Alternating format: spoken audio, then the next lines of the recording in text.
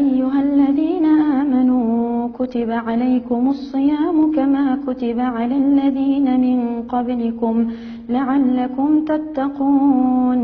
أياما معدودات فمن كان منكم مريضا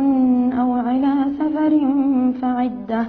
فعدة من أيام أخر وعلى الذين يطيقونه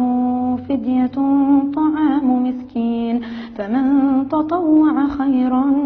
فهو خير له وأن تصوموا خير لكم إن كنتم تعلمون شهر رمضان الذي أنزل فيه القرآن هدى للناس وبينات من الهدى والفرقان فمن شهد منكم الشهر فليصم ومن كان مريضا أو على سفر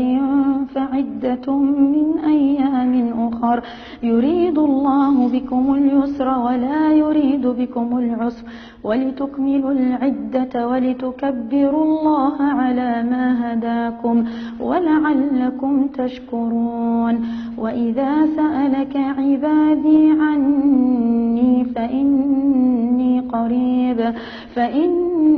قريب أجيب دعوة الداع إذا دعان فليستجيبوا لي وليؤمنوا بي لعلهم يرشدون. صدق الله العظيم.